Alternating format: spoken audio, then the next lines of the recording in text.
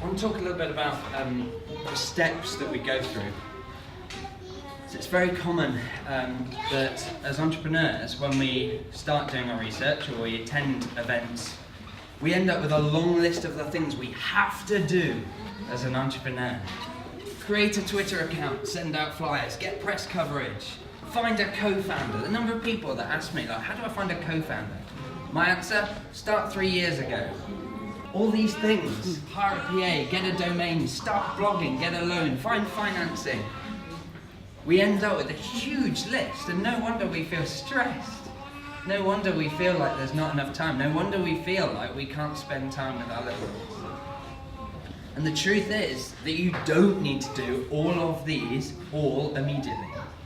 There is a really specific order to the steps. And that's when I was setting up my businesses, I got really frustrated because I'm a process person. And so I'd be reading these books and getting loads of ideas, but feeling like, okay, but what now? And as a consultant, that was kind of my job, was to go and help big corporate clients understand what now. And so what I did was turn it into a process for entrepreneurs. And we turned it into these 6 steps, which are to start off by designing your life, identifying what you actually want from your business. Why do a business? What do you want your business to achieve for you? How do you want to be spending your time? Finding your why. What are you passionate about? What's your real purpose? You've heard some examples of people like actually identifying the thing that they thought they'd be passionate about wasn't enough. It wasn't enough to help them move forward and pass through some of the obstacles they face.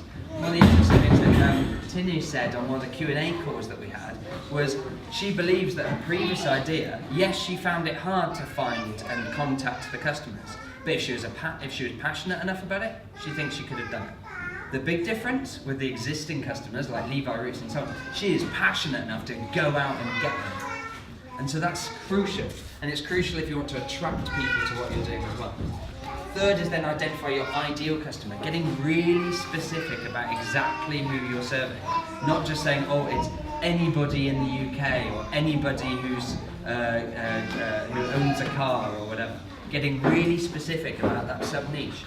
The number of people that say to me, oh, this process is amazing, it applies to all entrepreneurs, why don't you open it up to everyone? Why do I focus on parents? Well, 2 very good reasons. Why? 1, this is what I'm passionate about. 2, I couldn't do this like this if I wasn't niche.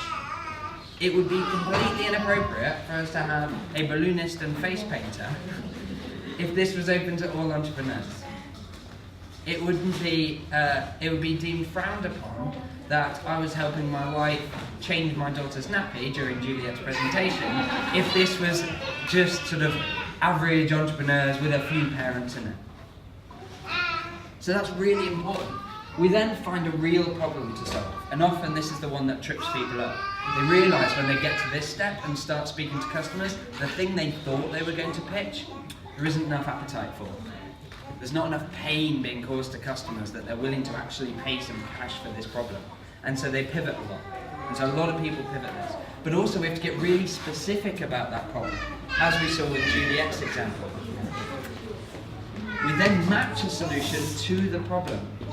So rather than try and retrofit it or say, well, I want to do an app, therefore what's the problem? Is an app the right answer? Because when you care about the person and the result that they're overcoming, you don't care whether it's an accelerated program, an app, a book, a CD, whatever. Which A, makes it easier for identifying what's the right first product, but B, makes it easier for you then to grow outside of that. For example, I'm currently planning on writing a book.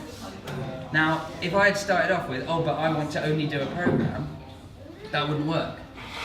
But it works because I want to help more parentpreneurs, and it's this that I care about. Finally, we set a price, and we set a price that's got enough profit in it that you can grow the business, and we get pre-orders to validate demand.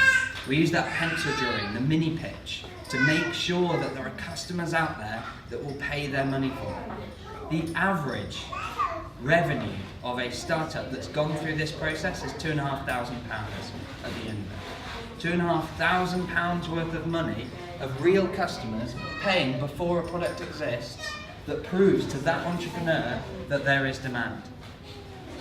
And it varies really only by the price point of the product. So Rashmi, who's not here, her first product was an app. So as a result, it's a low price point. Her total revenue ends up being in the sub 100. Whereas we've also got examples in this room of people with 5,500 in revenue from their pre-orders. Before a product exists, to help you know that you're onto the right track, to help you know that you've got a product that there is real demand for, before you spend the months and whatever, or even money, before you spend money in developing that product.